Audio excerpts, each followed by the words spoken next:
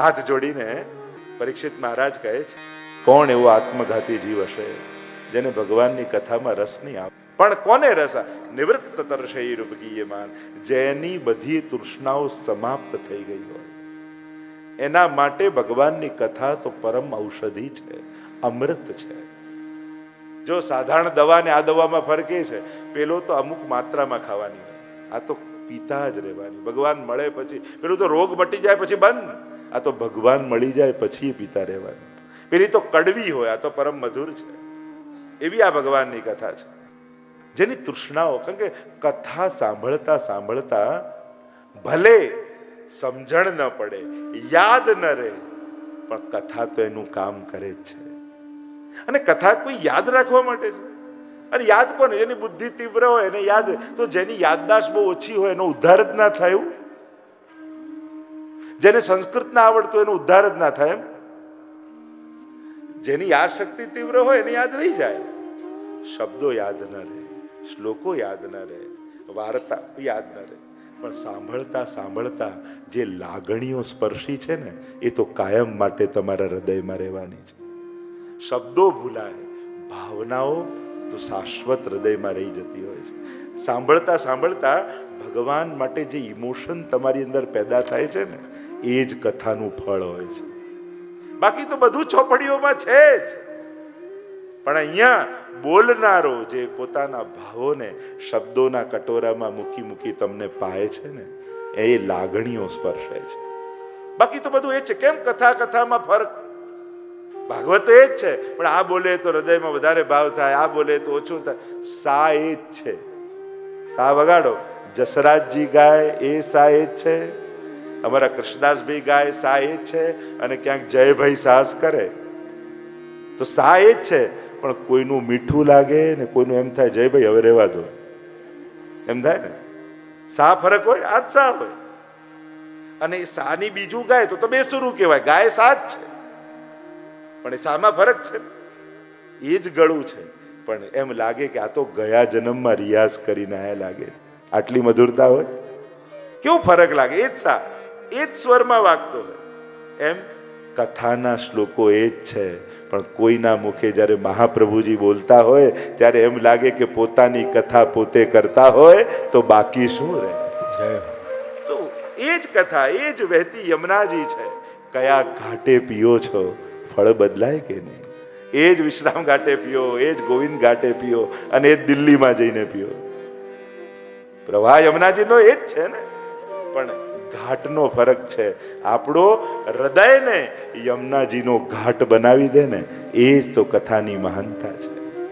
કે આપણે પીવા ન જવું પડે, એ ઘટ આપણો ઘાટ બની જાય, અને પછી હૃદયથી નીકળે ને, મારા ઘટમાં વિરાજતા શ્રીનાથજી યમુનાજી મહાપ્રભુજી.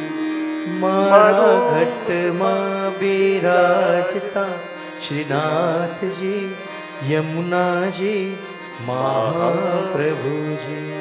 મારું મનનું છે ગોકુળ વનરાવન, મારા તન નાંગણિયામાં તુલસી નાવન, મારા પ્રાણ જીવન.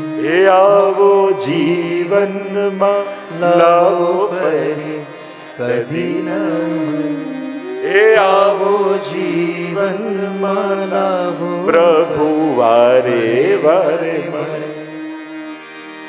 પ્રભુ આવા ક્ષણો જીવનમાં આવતા જ રહે, આપણે તો એવું માંગીએ. પણ આવો લાભ કઈ રીતે લેવાનો? ફરી મળે ન મળે. કથાઓ તો ઘણી થશે, પણ એ કથામાં હું હોઈશ કે નહીં એની મને ખબર નથી. એ આવો જીવનમાં લાવો મને વારે વારે મળે. વારે વારે વૈષ્ણવ દેહ ફરી ન મળે. વારે વારે વૈષ્ણવ દેહ ફરી ન મળે. હવે વિચાર કરો, આ માનવ દેહ છે, આના સિવાયનો કોઈ પણ દેહ લઈને આવો, કોઈ કથામાં આવવા દે? ગાય બની જાઓ તોય કોઈ કથામાં ઘૂસવા દે? ચલો બહાર કાઢો, બહાર કાઢો, બહાર કાઢો. આ દેહ જે હમણાં છે એના સિવાય કોઈ દેહમાં તમને આ ઓડિટોરિયમમાં ના આવવા દે.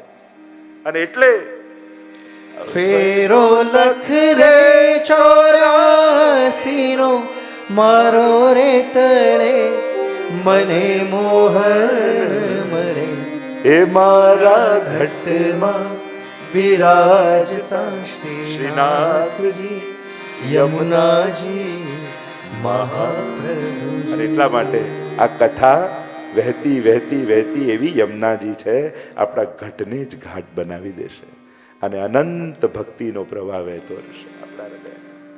તો આ જ ક્ષણોને ઉત્સવ બનાવવાનો સમય એ જ કથા છે.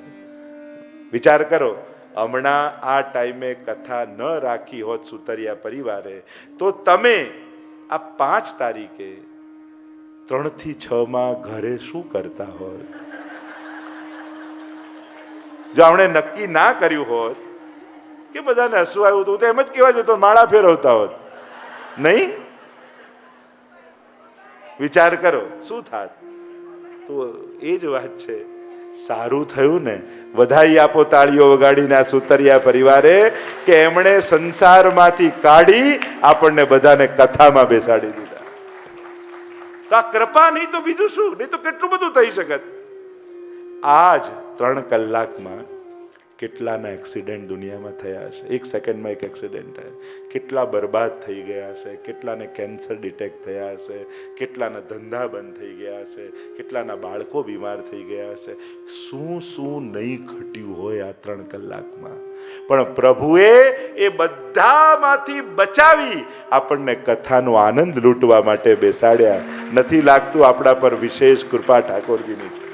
નહીં તો શું શું ઘટ્યું હશે. આ ઘરે જઈને ટીવી ખોલજો, ખબર પડશે. કેટલા બિચારા એરપોર્ટ પર પાટા ફેરા કરતા હશે, ડીલે ડીલે ડીલે. કેટલાની ફ્લાઇટો આ 2 દિવસમાં કેન્સલ થઈ હશે. કાલે હું 6 કલાક બેસીને આવ્યો. એમને એમ કથા મળે છે? કોઈ એમ કે દ્વારકેશલાલજી પધારો સ્વાગત કરવા, આ ગાડીઓ ઊભી, એ ઊભી ને ઊભી રહી જાય.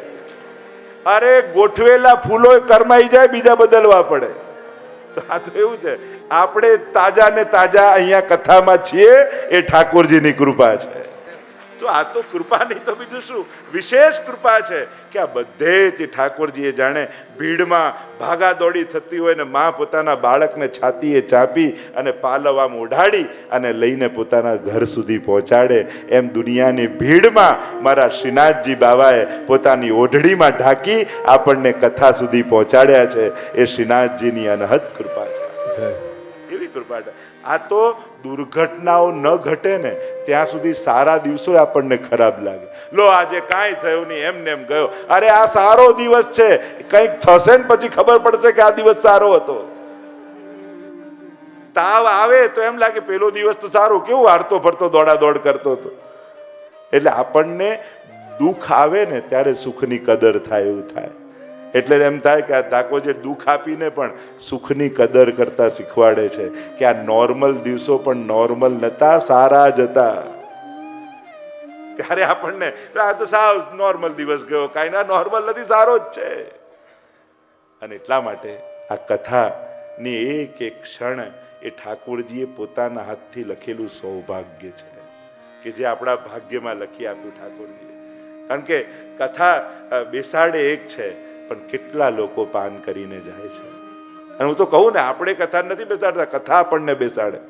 નહીં તો આ યુવાનો 3 કલાક એક ખુરશીમાં બેસાડવા સહેલા છે. તો બ્રિજેશભાઈ હમણાં આફ્રિકા ગયા હોય ને, દુબઈ ગયા હોય ને, ત્યાં ગયા હોય ને, F1 જોવા ગયા હોય ને, પેલું ગયા, ક્યાં ક્યાં જઈ આવે. તો એમને તો પકડી રાખવા સહેલા છે. તો આ તો આ યુવાનોને બેસાડ, ખરેખર આપણે કથા નથી બેસાડતા, કથા આપણને બેસાડી રાખે છે. તો મૂળ વાત છે. તો આ દુનિયામાં ભાગતા દોડતા વ્યક્તિને જેમ માં એમ કે બેટા મારું સાંભળ, મારે તને એક વાત કહેવી છે, બહુ જરૂરી વાત કહેવી છે. અને પોતાની નજીક બેસાડી પોતાના દિલની બધી વાત કહે ને, એવી આ શ્રીનાથજી બાવા રૂપી કથા રૂપી માં પોતાનું દિલ ખોલીને વાત કરે, એ જ કથાની ક્ષણો છે. દસમા સ્કંદે હૃદય છે ને, આજે ભગવાન પોતાનું દિલ ખોલી રહ્યા તમારી, અમારા દિલની વાત તને કહેવી. તો આમ જેની તૃષ્ણાઓ સમાપ્ત થઈ ચૂકી છે એના માટે આ પરમ ઔષધિ છે ભગવાન. ગુણગાને સુખાવાપ્તિ ગોવિંદસ્સ પ્રજાયતે યથા તથા શુકાદી નામ નૈવાત્મની કુતોન્ય. શ્રી વલ્લભ કે વચન નિરોધ લક્ષણ કે જે કથા સુખ આપે છે એ તો બ્રહ્મ જ્ઞાનીઓને પરમ સમાધિમાં પણ સુખ નથી મળતું.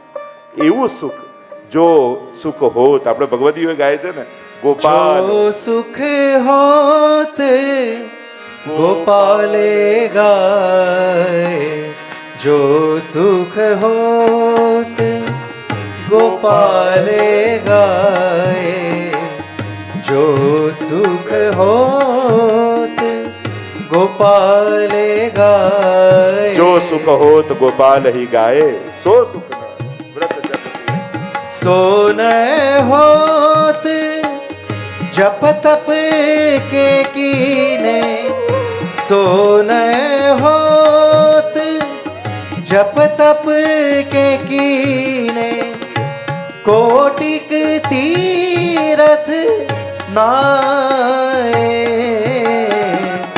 जो सुख होत गोपाले गाए. जो सुख હોત એક કેટલાય તીર્થો કરી લો, વ્રત કરી લો, ધ્યાન કરી લો, ભગવત ગુણગાનમાં જે સુખ છે. જો સ્વયં સુખદેવજીની કથા ભાગવતમાં આવે છે ને, નિર્ગુણ બ્રહ્મના ઉપાસક ભાગવતના 2 શ્લોક સાંભળ્યા અને કૃષ્ણ પ્રેમી બની ગયા. બરહા પીડમ નટવર વપુઃ કર્ણયો કર્ણિકારમ બિભ્રદ્વાંસ કનક કપીશમ વૈજયંતીમ ચ મા. જો આપણે બધા છે ને સાકાર બ્રહ્મના ઉપાસકો છે, નિરાકાર બ્રહ્મના નહીં. જે બ્રહ્મને જોવા માટે આંખો બંધ કરવી પડે એવા બ્રહ્મના આપણે ચાહક નથી. આપણે તો જેને ધારી ધારીને જોતા જ રહીએ એવા બ્રહ્મના ઉપાસકો છે. આપણો બ્રહ્મ એવો સુંદર છે કે જેને જોવાની ઈચ્છા વધતી જાય. આપણો બ્રહ્મ એવું મીઠું મીઠું બોલે છે, જેને સાંભળતા જ કરીએ, સાંભળ્યા જ કરીએ એવું થાય. એનું નામ એટલું મધુર છે કે એમ થાય બોલ્યા જ કરીએ, બોલ્યા જ કરીએ. એ એવો કોમળ છે એમ થાય એનો સ્પર્શ ક્યારે છૂટે નહીં, એને સ્પર્શવાની ઈચ્છા જાગે. એવો બ્રહ્મ આપણો આરાધ્ય છે. તો અહીંયા કહ્યું જેની તૃષ્ણાઓ સમાપ્ત થઈ છે એના માટે આ કથા અમૃત છે.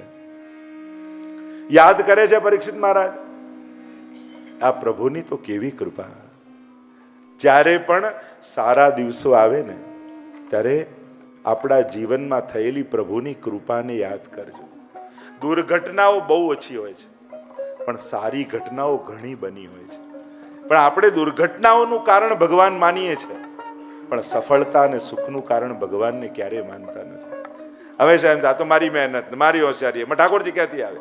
અને સહેજ કહીને બોલે આ ભગવાનને મારી જોડે જ શું વાંધો છે? સુખનું કારણ પોતે અને દુઃખનું કારણ ભગવાન. આ તો અન્યાય કર્યો કહેવાય.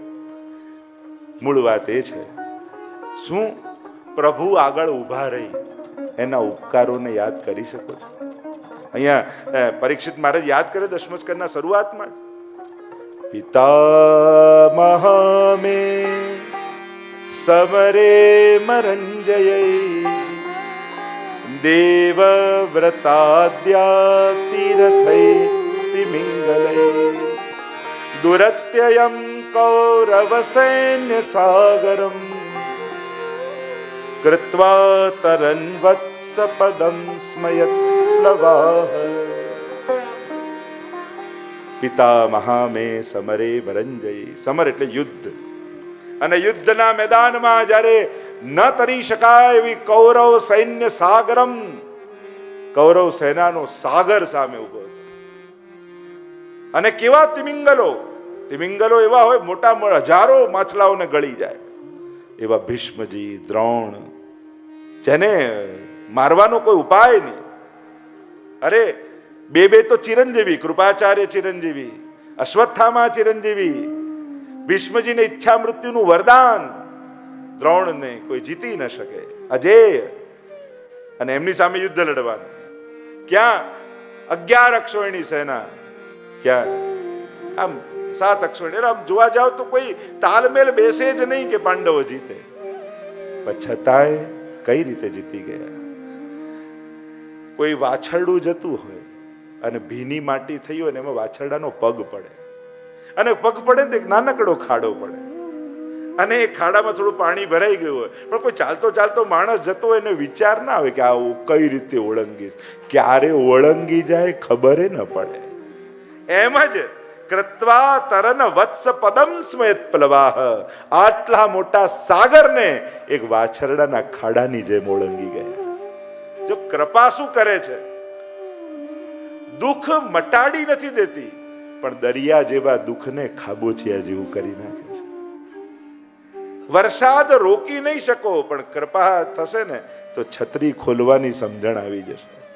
ભગવાન એ વ્યવસ્થા કરી આપશે કે તમે દુનિયામાં કારણ કે લોકોની તો માંગણી એવી હોય ને, એ ભગવાન વરસાદ ના પાડતા આજે કપડા સૂકવ્યા છે, ભૂગોળ ખગોળ ફેરવી નાખે લોકો પોતાના કપડા પાછળ, તો આખા વાતાવરણના ફેરફાર કરી નાખે. ભગવાન કે તારા કપડા પાછળ વરસાદ ના પાડો. લોકોની માંગણીઓ વિચાર કરો ને, ઘણી વાર વિચાર બેસીને તો ચક્કર ભગવાનને અપાવી દે એવી માંગણીઓ થાય. એટલે લોકોની તો યાચનાઓ પણ એવી હોય. મૂળ વાત એ છે, ઘટનાઓથી ભરેલું જીવન છે, સુખ દુઃખ તો ચાલ્યા જ કરશે. ક્યાંક ને ક્યાંક આ બધું જીવન છે તો ચાલતું રહેવાય, પણ પ્રભુના આશ્રયમાં હોય ને, જો ખાડાઓ આવે પણ માના ખોળામાં ચડેલું બાળક હોય ને, અને એ સહજમાં ઓળંગીને પહોંચી પણ જાય, ને કપડા બગડે ને થાક લાગે. આશ્રય એવો છે, અને સ્પીડ પર માં જેવી. આશ્રયમાં આવવું એટલે ભગવાનની ગોદમાં બેસી જવું. જીવન અનેક ઘટનાઓ, અને ઘટનાઓને આપણે રોકી પણ નથી શકતા, ઘટે છે અનુકૂળ પ્રતિકૂળ ઘટનાઓ. તો પરીક્ષિત મહારાજ યાદ કરે છે કે આજે વિજય કર્યો એ કોઈ અમારા પુરુષાર્થનું બળ નહોતું, નહીં તો ક્યારના હારી ગયા. તમે મહાભારતના એક એક પ્રસંગો જુઓ તો પાંડવો સમાપ્ત થઈ જાય, અર્જુન મરી જાય, કેટલી ઘટનાઓ એવી છે. અને દ્યુત ક્રીડા આદિમાં તમે જુઓ, ક્યાં કहीं રહેવાય, વનવાસ સમયે ઘટનાઓ જુઓ, પ્રતિપલ પરમાત્મા એક ડગલું આગળ રહ્યા છે. બસ જીવનને યાદ કરશો તો તમારા જીવનમાં ઘણી એવી ઘટનાઓ ઘટી હશે કે હા હવે ગયા, ફસાઈ ગયા, હવે બરબાદ, હવે નહીં નીકળાય. ઠાકોરજી બધેથી કાઢ્યા ને. વિશ્વાસ ભગવાનમાં જાગે એના માટે કદાચ કોઈ ગ્રંથોને નહીં વાંચો તો ચાલશે, પોતાના ભૂતકાળને યાદ કરશો ને તોય ભગવાનમાં ભાવ થઈ જશે. કેવા કેવા સંજોગોમાંથી ઠાકોરજીએ કાઢી અને આજે આવા ક્ષણે આપણને રાખ્યા છે. આ એની કૃપા નહીં તો બીજું શું છે. અહીંયા યાદ કરે છે પરીક્ષિત મહારાજ. આ યાદ કરતા કરતા અનેક પ્રકારના પ્રશ્નો કર્યા. ભગવાન મામાનું ઘર છોડી અને વ્રજમાં કેમ રહ્યા? કંસ તો મામા હતા છતાં એને કેમ માર્યા?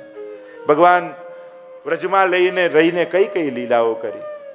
રોહિણીજીથી પ્રગટ થયા તો પછી વસુદેવજીના પુત્ર કેમ કહેવાય? નંદાદી ગોપો સાથે ક્યાં ક્યાં નિવાસ કર્યો? દ્વારિકાપુરીમાં કેટલા વર્ષ સુધી નિવાસ કર્યો? પ્રભુની કેટલી પત્નીઓ હતી? અનેક પ્રશ્નો કર્યા પરીક્ષિત મહારાજ. સુખદેવજીને કહ્યું હાથ જોડીને કે મહારાજ ગુરુદેવ, પૂછવા જેવી જગ્યા લાગી તો બધું પૂછી નાખ્યું. જો સંશય ખરાબ નથી, પણ ગલત જગ્યાએ સમાધાન લેવું બહુ ખતરનાક છે. સાધારણ હવે અર્જુનને મોહ જાગ્યો. વિચાર કરો, એ સમાધાન લેવા ધૃતરાષ્ટ્ર પાસે ગયો હોત તો કેવી ગીતા મળી હોત.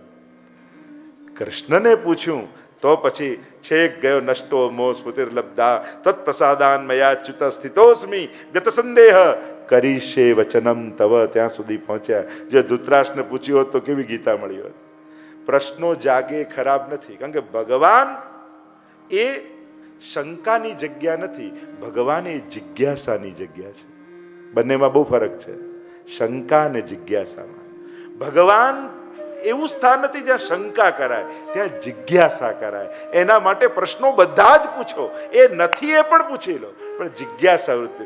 શંકા વાળો સમાધાન ઈચ્છતો જ નથી હોતો, એને તો પોતાની શંકાને સાચી સાબિત કરવી હોય છે, અને એના માટે કુતર્કો આપતો જ રહેતો હોય, આપતો. જિજ્ઞાસુ વ્યક્તિ સમાધાન માટે પૂછતો હોય છે કે મારી જિજ્ઞાસાનું મને સમાધાન મળી જાય, જેથી મારી શ્રદ્ધા વધારે દ્રઢ થાય. એટલે આ ચેક કરવું બહુ જરૂરી છે. મારા શંકાને સાબિત કરવા માટે મહેનત કરી રહ્યો છું કે સમાધાન મેળવવા મારો પ્રયાસ છે. નહીં તો ઘણીવાર કેવલ કુતર્ક લઈને આવે, કારણ કે એને સમાધાન જોઈતું જ નથી હોતું. સમાધાન અને યોગ્ય સ્થાને પૂછશો ચોક્કસ સમાધાન મળશે. એટલે જ્યારે પણ પ્રશ્ન જાગે ગમે તેને ન પૂછશો, કારણ કે નાદાન વ્યક્તિ શંકાને દ્રઢ કરી નાખશે, એટલે વધારે અભાવ તરફ જશો. સમજદાર વ્યક્તિને પૂછશો તો શંકાને માધ્યમ બનાવી શ્રદ્ધા જગાવી દેશે કે આ તો બહુ સારો પ્રશ્ન છે, એ તમારી શંકાને છેક શ્રદ્ધા સુધી લઈ જશે, કલ્યાણ થશે. અને એટલા માટે જે ચર્ચા આપણે કરી રહ્યા છે અહીંયા, પ્રશ્નો કર્યા અને કહ્યું કે જે પૂછ્યું એનો તો જવાબ આપજો, જે પૂછવાનું રહી ગયું એ પણ કહેજો ને ગુરુદેવ. એમ થાય કે બધું આપનું મળી જાય, કૃપા મને, અને ભગવાન વિશે જાણે બધું સાંભળી લો. કહ્યું અરે તને ભૂખ તરસ લાગી હશે, કંઈક અન્ન જળ તને આપું? કહ્યું નૈશાતિ દુસ્સહા ક્ષુન્મામ ત્યક્તોદમ અપી બાધતે પિબંતમ તન મખાંબોજ અચ્યુતમ હરિકથામૃતમ. અરે આ અચ્યુત એવા પરમાત્માનું જે અમૃત કથાનું પીવું છું ને, પછી ક્યાં લૌકિક તૃષા અને ક્ષુધા. આપણે ત્યાં દિનકરદાસની વાર્તા હોય ને કે મહાપ્રભુજી બિરાજે એના પહેલા પહોંચી જતા કથામાં, અને એકવાર કઈ બાટી બનાવતા તો કાચો લોટ કર્યો ને કહ્યું કે મહાપ્રભુ તો કથા શરૂ કરી દીધી, કાચો લોટ ફાંકીને દોડ્યા. કોઈ કે પેટ તો ભરી લો, કે ભોજન તો પછી એ થશે, પણ આત્મા ભૂખી રહી જશે ને તો એને વલ્લભ સિવાય બીજું કોઈ તૃપ્ત નહીં કરી શકે. પેટ ભરવાની તો ઘણી ક્ષણો મળશે, પણ આત્માનું જે રસ પીવાનો સમય મળ્યો છે, મોકો મળ્યો છે, એને જો ચૂકી જઈશ તો જન્મ મરણના ફેરામાં પડી જવું પડશે. મારે તો આત્માનો ઓડકાર વલ્લભની વાણીથી મળે છે, આ તત્પરતા. અને ત્યાં કહ્યું સુતજી બોલ્યા છે એવમ નિશમ્ય ભૃગુનંદન સાધુવાદમ વૈયા સકીસ ભગવાન અથ વિષ્ણુરાતમ. સાધુવાદ કર્યો છે. જો આજની કથા મારે નંદ મહોત્સવ સુધી લઈ જવી હતી એટલે આગળના શ્લોકો લીધા, કારણ કે આપણો ક્રમ આજે નંદ મહોત્સવ, કાલે ગોવર્ધન યાગ, એટલે કાલે છે ગોવર્ધન યાગ સુધી લઈ જઈશું, પછી રૂક્ષ્મણી વિવાહ સુધી લઈ જઈશું. એમ કરીને કૃષ્ણ ચરિત્ર દશમસ્કંદ આધારે જે શુકદેવજીને પરીક્ષિત મહારાજ પૂછે છે એ તરફ આપણે જઈ રહ્યા છીએ. અને અહીંયા જ્યારે કહ્યું છે કે એ સાધુવાદમ, કહ્યું કે આ સુતજી વચ્ચે ક્યાંથી આવ્યા? શુકદેવજીને પરીક્ષિતની કથા ચાલે છે.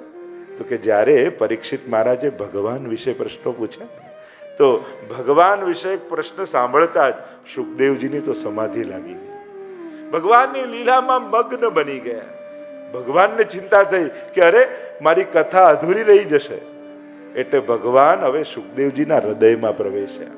સ ભગવાન અથ વિષ્ણુરાતમ. મહાપ્રભુ સુબોધનીમાં અર્થ કરે સ ભગવાનનો કે હવે શુકદેવજી તો સમાધિમાં જતા રહ્યા, હવેની કથા સ્વયં ભગવાન પોતે કહેવાના છે. એટલે દશમસ્કંદના વક્તા શ્રી કૃષ્ણ પોતે છે. અને એટલે ઘણા કે રાધા નામ નથી, રાધા નામ નથી, રાધા નથી. કારણ કૃષ્ણ કથા કરતો હોય તો પોતાના પ્રિયનું નામ કેમ લઈ શકે? જો રાધા નામ લે તો કૃષ્ણની પણ સમાધિ લાગી જાય, અને પછી કથા કહે કોણ? અને એટલા માટે આપણે ત્યાં સ્પષ્ટ રૂપે પણ એક એક શ્લોકમાં જે માધુર્ય છે ને, મિશ્રી પડી હોય જોઈને તમે કહી શકો કે આમ કોઈ વસ્તુ પડી હોય, પેંડો પડ્યો હોય, હવે આ મીઠો છે કે નહીં, ખાંડ છે કે નહીં, જોઈને કહી શકો. અને એનો ઉપાય શું? તો કે મોઢામાં નાખો, મધુરતા લાગે તો કે આ ખાંડ છે. એમ આમાં રાધા છે કે નહીં, રાધા છે કે નહીં, રાધા છે કે નહીં. અરે એક દશમસ્કંદનો શ્લોક ગાઓ, જો મીઠો લાગે તો એ મીઠાશ જ રાધા છે. એ એવી ભળી ગઈ છે કે આંખથી દેખાતી નથી. જેમ દૂધમાં ખાંડ ભળેલી હોય, દેખાય નહીં, પીઓ તો અનુભવાય. એમ રાધા જોવાનો શબ્દ નથી, એ તો મધુરતાને અનુભવવાનું તત્વ છે. એની મીઠાશ રાધા છે. મધુરાધિપતે અખિલમ મધુરમ. તો મધુરાષ્ટકની ટીકામાં જ મધુરાધિપતિ કોણ? મધુરા એટલે કોણ? તો કે મધુરા એટલે રાધા, અને એના અધિપતિ શ્રી કૃષ્ણ અખિલમ મધુરમ છે. તો આ રાધા, એમ તો ઘણી બધી ચર્ચાઓને વિસ્તાર છે, એમાં ન જતા સભગવાન હવે ભગવાન કથા કહેશે. અહીંયા કહેવા લાગ્યા સુખદેવજી, ભૂમિ પર ભાર વધ્યો. વસ્તી વધે એટલે ભાર વધે ના, પાપ વધે તો ભાર વધે. ભાર ભૂમિને પાપનો લાગે છે, એટલે જેટલા પાપ ઓછા થાય એટલા ભૂમિમાં ભાર ઓછો. એટલે ગાયનું રૂપ ધારણ કરી પૃથ્વી ગઈ બ્રહ્માજી પાસે. બ્રહ્માજી કહે કે પૃથ્વી, તારા દુઃખને હું જાણું છું, ચાલ ક્ષીર સાગર પર જઈને પરમાત્માને પુકારીએ. તત્ર ગત્વા જગન્નાથમ દેવ દેવ વૃષા કપિમ પુરુષમ પુરુષ સુક્તેન ઉપતસ્થે સમાહિત. અને ક્ષીરસાગર પર જઈ પુરુષુક્ત દ્વારા પરમાત્માની સ્તુતિ કરી છે. સ્તુતિ કરી ધ્યાનમાં આવ્યા પરમાત્મા. કહ્યું બ્રહ્માજી ટૂંક જ સમયમાં હું વ્રજમાં આવીશ. દેવતાઓને કહો કે જુદા જુદા રૂપ ધારણ કરી પહોંચી જાય બ્રજમાં. કોઈ ગાય બન્યું, કોઈ ગોવાળ બન્યું, કોઈ વૃક્ષ બન્યું, કોઈ પાષાણ બન્યું, કોઈ તૃણ બન્યું, કોઈ કણ બન્યું. વ્રજમાં કોઈ પણ વસ્તુ સાધારણ નથી. આ જુદા જુદા દેવતાઓ વ્રજના જુદા જુદા રૂપ ધારણ કરીને આવ્યા છે. અહીંયા સમય ગયો. વસુદેવ દેવકીના વિવાહની કથા આવી. વસુદેવ અને દેવકીજીના બધી જ તૈયારી કરી રહ્યો છે કંસ. મારી બહેનના લગ્ન છે, હું બધું વ્યવસ્થા કરીશ. અહંકારી છે અને એને કંઈક જવાબદારી આપો, એને કોઈક પેલું મોટા કરો તો એને બહુ ગમે. પણ જ્યાં પોતાનું સુખ ઘસાતું દેખાય પછી પોતાનાઓને પણ મારવામાં ક્ષોભ ન કરે. એ જ કંસ વૃત્તિ છે. વળાવવા માટે મારી બહેનને આટલો દાય જો મેં આપ્યો છે, રસ્તામાં કોઈ લૂંટી લેશે તો મારી બહેનને હું વળાવવા જઈશ. સારથીને ઉતાર્યો, સ્વાર્થી ચડી ગયો રથ ઉપર. અને ઇદમ શરીરમ કૌંતેય, આ શરીર જ રથ છે, આત્મા જ એનો સારથી છે. અને હવે આત્માનું નથી માનવું, આ કંસ મનનું માનવું છે. ચડ્યો, લગામ એના હાથમાં આપી. આકાશવાણી થઈ, મૂર્ખ, તું જેને વળાવવા જાય છે ને એનો જ 8મો ગર્ભ તારો કાળ થશે. દીકરો દીકરી એ ન કહ્યું, કારણ કે આકાશવાણી પણ કોડ વર્ડમાં હોય. કોઈ સત્કર્મ કરો, નારદજીને કહો કયું સત્કર્મ કોના દ્વારા, કાંઈ ચોખવટ નહીં. મહાત્મામાં પણ કથા આવે છે એમ અહીંયા પણ કહ્યું 8મો ગર્ભ તારો કાળ થશે. અને આને આવ્યો ક્રોધ, 8મો ગર્ભ પછી થાય અને જીવતી રહેવા દઉં તો ને. કેસથી પકડ્યા દેવકીજીને, ખડગ ખેંચ્યું, જ્યાં મારવા જાય દોડતા આવીને વસુદેવજી હાથ પકડ્યો. અરે કંસ, આ તો નાની બેન છે. નાની બેન તો દીકરી સમાન કહેવાય. આને મારીશ, તારી યશ, કીર્તિ, ધન, વૈભવ બધું ખતમ થઈ જશે. ભાગ્યશાળી છું કે તને કન્યાદાન કરવાનો અવસર મળ્યો છે. તારી બહેનને તું વડાવવા જઈ રહ્યો છે. અને જ્યાં આ રીતે દીકરીનું અપમાન કરે તો પછી એ ઘરમાં ક્યાં શું કઈ રહેવાનું, કયો વૈભવ રહેવાનો. થયું હાથ પકડ્યો છે ને વસુદેવજી, ભગવાનનો આવેશ સ્પર્શ્યો, બુદ્ધિ બદલાઈ કે વસુદેવજી કહેવા લાગ્યા કે અરે તું મૃત્યુથી ડરે છે કંસ. મૃત્યુ જન્મ બતામ વીર દેહીન સહજાયતે. મૃત્યુ તો જન્મની સાથે પેદા થાય છે. માણસ જન્મે ત્યારે જ નક્કી થઈ જાય એનું મૃત્યુનું કારણ, સમય, સ્થળ. આપણે બધા એમ કહીએ કે આ એક્સિડન્ટમાં, આ આનાથી, હાર્ટ એટેકથી, રોગથી, અનેક કારણો મૃત્યુના માનીએ છે. પણ આ જગતમાં મૃત્યુનું એક જ કારણ છે, અને એ કારણ છે જન્મ. જે જન્મ્યો છે એનું મૃત્યુ થવાનું જ છે.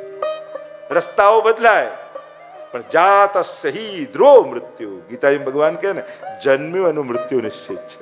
એટલે જવાનું તો છે જ. જીવીને જવું છે કે મરીને એ તમારે નક્કી કરવાનું. દુનિયા મરીને જાય છે, ભાગવત તમને જીવીને જતા શીખવાડે છે. આપણે મરીને ગયા એનો અફસોસ સાથે નથી જવું, આપણે તો જીવીને ગયા એવા સંતોષ સાથે જવું છે. અમે જીવીને ગયા છે, જીવનનો ઓડકાર લઈને, જીવનની તૃપ્તિ લઈને જવું છે. 100 વર્ષ ન જીવી શકીએ પણ 100 વર્ષ જેટલું જીવી શકાય, જેવું જીવી શકાય. ઘણા લોકો 30 વર્ષમાં 100 વર્ષ જેવું જીવી ગયા, ઘણા 50 વર્ષમાં 100 વર્ષ જેવું જીવી ગયા. તો 100 વર્ષ એ કેવલ ટાઈમ પીરિયડ જેવું જીતે એવું નહીં, પણ જેટલું જીવ્યા એવું સતાયું જેવો ઓડકાર લઈને ગયા. એ જ સાચા અર્થમાં જીવવું છે. અહીંયા હાથ પકડીને સમજાવે છે, ચલ તને હું વચન આપું છું, મારે જે બાળક થશે ને તને આપી દઈશ. વિશ્વાસ બેઠો. કહ્યું ઠીક છે, મારો શત્રુ તો 8મો છે ને. અને જોતામાં 6 બાળકો થઈ ગયા. શત્રુ તો 8મો છે. નારદજીને થયું કે અરે આ ઘડો ભરાશે નહીં તો થશે કેમ, પાપનો ફૂટશે કેમ. સમજાયો, 6 બાળકોને મારી નાખ્યા. 7મા શેષજીને આવ્યા ને કહ્યું રોહિણીજીના ગર્ભમાં સ્થાપિત કરો. અને દેવકીજીના ગર્ભમાંથી કર્ષણ કર્યું અને દાઉજીને શેષજીને રોહિણીજીના ગર્ભમાં દેવકીજીના ગર્ભમાંથી ત્યાં સ્થાપિત કર્યા. પ્રભુને પધારવાનો સમય આવ્યો. 8.5 શ્લોકોમાં વર્ણન આવ્યું. अब ठाकुर जी पधारेंगे અને વર્ણન કરતા 5 તત્વોની શુદ્ધિ બતાવી. અથ સર્વ ગુણોપેત કાલઃ પરમ શોભનઃ યર્હેવાજર જન્મક્ષ શાંતક્ષ ગ્રહતારકમ દિશઃ પ્રસેદુર ગગનમ નિર્મલોડુ ગણોદયમ મહીમંગલ ભૂઇષ્ઠ પૂરગ્રામ વ્રજાકરા નદ્ય પ્રસન્ન સલીલા. વર્ણન કરે છે. ચારે તરફ પ્રકાશ પથરાયો છે. સર્વ ગુણોથી સુશોભિત એવો કાળ આવ્યો છે. ગ્રહ નક્ષત્રો પોતપોતાના સ્થાનમાં ગોઠવાયા છે. ભગવાન સારા સમયમાં ના આવે, ભગવાન આવે ને સારો સમય કહેવાય. મિલે ગોપાલ સોહી દિનની કો. ચોઘડિયું પુષ્ટાવા માટે રાહ ન જોતા, ના સારું ચોઘડિયું આવશે ને પછી પ્રભુને પધરાવીશ. અને પ્રભુ પધાર્યા એનાથી ઉત્તમ બીજું કોઈ ચોઘડિયું નથી. આજની ઘડી તે રડિયામણી, મારા વાલાજી પધાર્યાની વધામણી. આપણે એમ તો કહીએ લક્ષ્મી ચાંદલો કરવા આવે ત્યારે ચોઘડિયું જોવા ના જવાય, એમ પ્રભુ કૃપા કરવા આવે ને ત્યારે મુહૂર્ત જોવા ના જવાય. અરે પ્રભુ કૃપા કરે એનાથી ઉત્તમ મુહૂર્ત કયું છે? અને ચારે તરફ દિશાઓ દૈદીપ્યમાન થઈ, મંદ મંદ જલ થરવા લાગી. શાંત પડેલા યજ્ઞ કુંડમાંથી અગ્નિ પ્રજ્વલિતો થવા લાગ્યા. દેવતાઓના દુંદુભીઓ નાદ થવા લાગ્યા. અપ્સરાઓને થયું અમારા કલાનિધિ પ્રગટ થાય છે. અપ્સરાઓ સ્વર્ગમાં નૃત્ય કરવા લાગી, મધુર સંગીત વાગવા લાગ્યું. શ્રી ગિરિધર આગે નાચુંગી, શ્રી ગિરિધર આગે नाचूंगी. नाच नाच पिय रसी करी जाऊं, नाच नाच पिय रसी करी जाऊं. प्रेमी जन को जाचूंगी, गिरिधर आगे नाचूंगी. પુષ્પ વર્ષા થવા લાગી. મધ્યકાળ આવ્યો રાત્રિનો. પ્રભુ કૃપા કરવા માટે તમદ્ભુતમ બાલકમ અંબુજેક્ષણમ ચતુર્ભુજમ શંખ ગદા દ્યુદાયુધમ શ્રીવત્સલક્ષ્મમ ગલશૌભિ કૌસ્તુભમ પીતાંબરમ સાંદ્ર પયોદ સૌભગમ.